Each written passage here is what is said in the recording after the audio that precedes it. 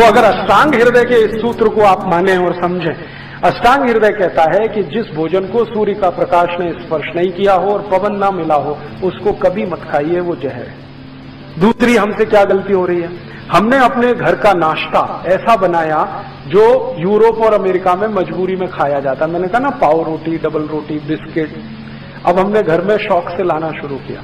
ज्यादातर घरों में ब्रेड पकौड़े नाश्ते में मैं देखता हूं, या ब्रेड का कोई ना कोई प्रिपरेशन नाश्ते में मिलता है। पूछो, कहते हैं बहुत इजी है।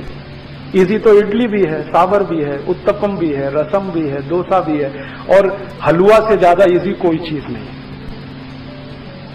सबसे सुरक्षित, सबसे पौष्टिक हलवा के बारे में आप जानते हैं?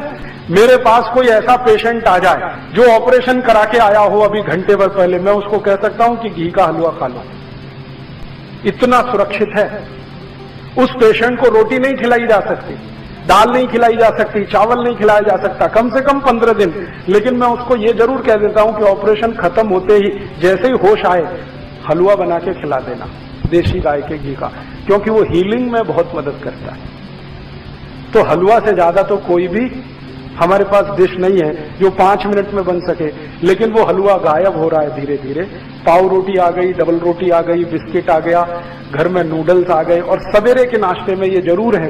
और आयुर्वेद कहता है कि सवेरे का नाश्ता ही सबसे ज्यादा मजबूत होना चाहिए, उसी में भरपेट हम पाव रोटी, डबल रोटी खिला रहे हैं। कभी कभी बच्चों का बहाना बना देते हैं जी खाते नहीं वो, आपने खिलाने की आदत नहीं डाली तो वो खाएंगे क्यों?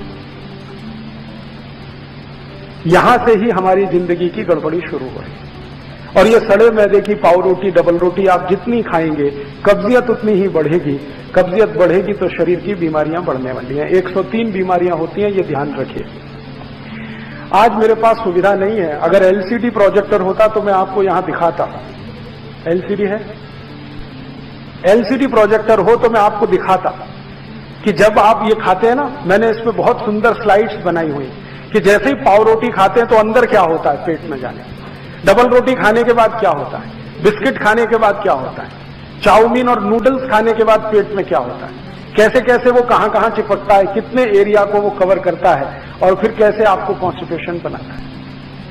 और उसका बनाने का जो तरीका कोई देख ले तो उसको घृणा हो जाए, इतने खराब तरीके से बनता है।